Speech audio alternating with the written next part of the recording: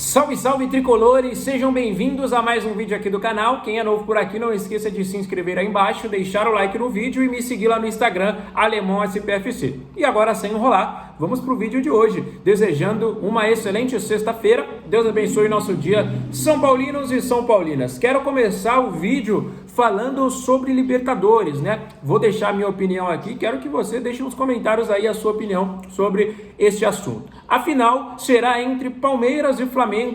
Tem o lado bom e tem o lado ruim dessa final. Lado bom, pensando em agora, abre mais uma vaga direta para a Libertadores do ano que vem. Então o G4 se transforma em G5 e um G6 se transforma em G7. Mais chance para o São Paulo se classificar para a Libertadores ano que vem. Esse é o lado bom e é a única coisa boa que tem nessa final entre as duas equipes. Lado ruim, primeiramente, um dos dois será tetra, seja Palmeiras, seja Flamengo. Tirando aí, né, o título do São Paulo, obviamente ao lado de todos esses, como o maior campeão da Libertadores no futebol brasileiro. Mas a que se deve essa ultrapassagem desses times e o São Paulo parar no tempo, há tanto tempo? Más gestões do nosso lado, excelentes gestões do lado deles, né? Independente de quem for campeão, se for o Flamengo ou se for o Palmeiras, que por sinal estão disputando também o Campeonato Brasileiro. Pode ser que uma dessas equipes ganhe os dois títulos, fique um com cada. Então, realmente, são gestões boas em muitos anos consecutivos que fazem o Flamengo e o Palmeiras estarem onde estão hoje e péssimas gestões do São Paulo fazer com que o São Paulo esteja nesta situação. O São Paulo foi o primeiro clube brasileiro a ser tricampeão da Libertadores, isso em 2005, há 20 anos atrás, e desde então estamos parados no tempo. Depois disso, pouco tempo depois, o Santos também ganhou o seu tricampeonato e durante muito tempo foram as únicas equipes que tiveram esse título de tricampeão da Libertadores. Só o São Paulo tem o título até hoje, né, de tricampeão mundial. E durante muito tempo, Santos e São Paulo eram as duas principais equipes do futebol brasileiro, acho que não existia nem discussão. Só que aí entraram as más gestões tanto em um clube, tanto no outro.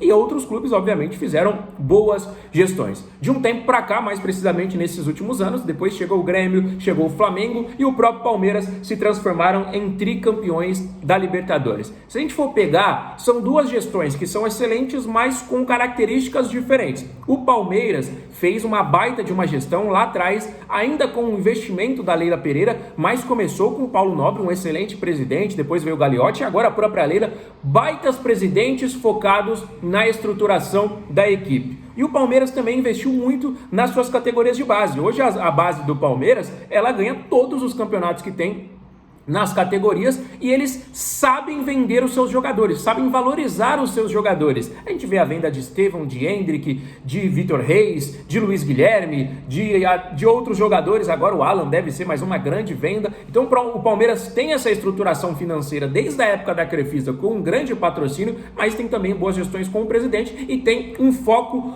muito bom nas categorias de base. Já o Flamengo, apesar de uma boa gestão, é uma característica diferente do Palmeiras. O Flamengo tem uma torcida gigantesca, lota o Maracanã, apesar de não ter estádio, né, igual o Palmeiras, igual o São Paulo, igual o próprio Santos. O Flamengo não tem estádio, mas tem patrocínios altíssimos, né, muito valorizado a marca do Flamengo, não só aqui no futebol brasileiro, no território brasileiro, né, mas é uma marca internacional. Então tem muito patrocínio, tem uma cota de televisão altíssima, então a marca do Flamengo hoje é muito forte. O Flamengo, se a gente for pegar, sei lá em 2013, 2011, o Flamengo estava em colapso financeiro, poderia, sei lá, entrar numa crise, falir, fechar as portas. Hoje o Flamengo deu a volta por cima. Já o São Paulo, que estava lá em cima, começou uma queda absurda em péssimas gestões. Hoje a gente tem uma boa base, igual a do Palmeiras, igual a do Flamengo, mas a gente não vende. A gente revela um moleque como o Rian Francisco, como o Henrique, como o William Gomes e vende eles por 40 milhões de reais. Enquanto a gente vende por 40 milhões de reais a nossa maior joia, o Palmeiras e o Flamengo vendem por 40 milhões de euros, né? Então o euro, se a gente for pegar hoje, tá 6, 7, o dólar tá altíssimo. Então realmente é diferente. A gestão que esses clubes chegaram é outro patamar em relação a nós.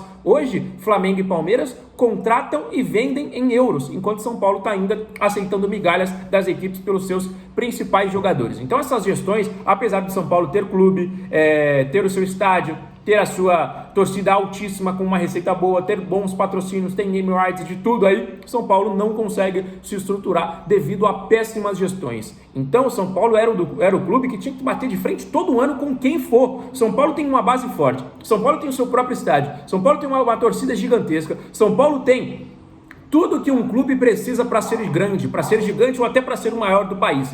Só que na mão de pessoas ruins, na mão de más administrações, São Paulo se transforma isso. Então hoje, algum desses clubes, ao final do mês de novembro, que começa amanhã, será o único tetra do futebol brasileiro e o São Paulo mais uma vez ficará para trás. O único argumento que nós temos para ser, quem sabe, o maior clube do Brasil é o tricampeonato mundial, que pode ser que daqui a pouco outros clubes também nos alcancem e nos ultrapassem se o São Paulo continuar nesse limbo que está atualmente. Outras gestões têm ápices. A gente pode citar, por exemplo, o Botafogo. O Botafogo veio de uma gestão que estava caminhando para ser muito boa, foi ano passado campeão de Brasileiro e Libertadores, esse ano, com todo respeito ao Botafogo, mas vem de uma temporada péssima. Então, tem gestões e gestões, mas o São Paulo ou acorda para a vida e faz o que tem que ser feito, ou vai ficar para trás em absolutamente tudo. Ontem o Palmeiras mostrou para o São Paulo que a LDU era uma equipe totalmente inferior a nós, né? Enfiou 4-0, que era o necessário. Se o Palmeiras precisasse fazer 5, 6, 7, 8, quantos fosse necessário para classificar para a final, o Palmeiras teria feito ontem no estádio do Allianz.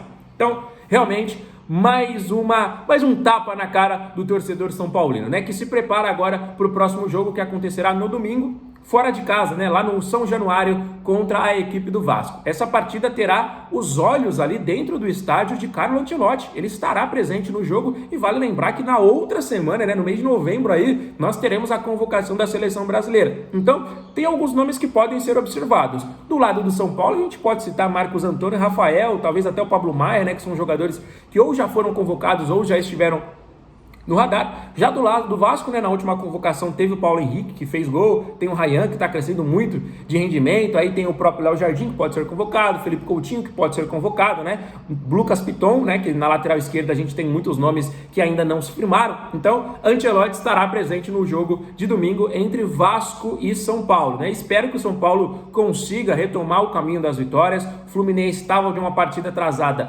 venceu nesse último jogo, então apesar de abrir mais uma vaga para a Libertadores ano que vem, a situação ainda não é confortável. O São Paulo precisa vencer. Esse jogo é de 6 pontos, é confronto direto. O Vasco vem de 4 vitórias consecutivas, inclusive em clássico. Está num momento muito bom, tem jogadores se destacando demais, o Ryan, Coutinho, Verratti fazendo gol. Então, tá com um time forte, tá com um time encaixado. O São Paulo, apesar de ter vencido o último jogo contra o Bahia, vive um momento conturbado.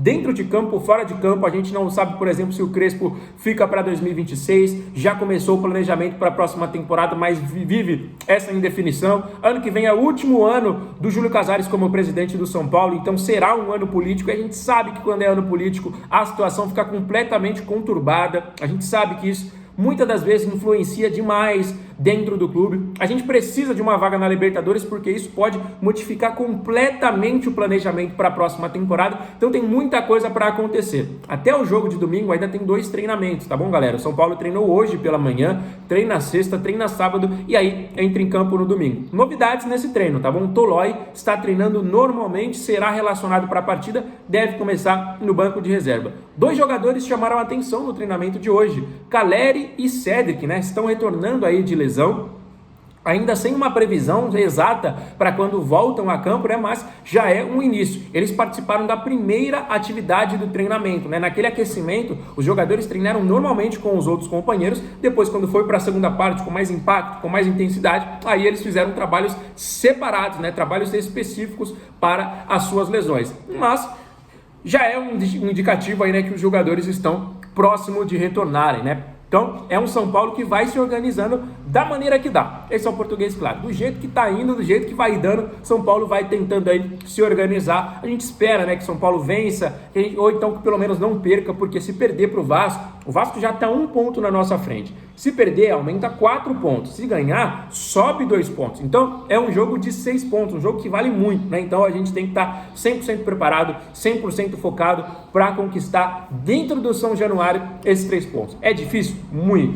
a sequência, a confiança do Vasco hoje está lá em cima. É, se eu não estiver enganado, o líder do retorno, né? Então, se a gente for pegar a tabela só do segundo turno, hoje o Vasco é o líder, é o primeiro colocado, então está fazendo uma temporada do meio do ano para cá absurda. É um time a ser batido, né? Até porque está na liderança, então teremos um confronto completamente complicado. Mas até domingo a gente tem muitas novidades para falar com vocês sobre esse grande duelo, sobre esse grande jogo. Fechou? O vídeo está se encerrando, mas não esquece de dar uma moral aí pro nosso trabalho. Deixa o like no vídeo, deixa os comentários sobre todos os assuntos que a gente comentou por aqui. Fechado?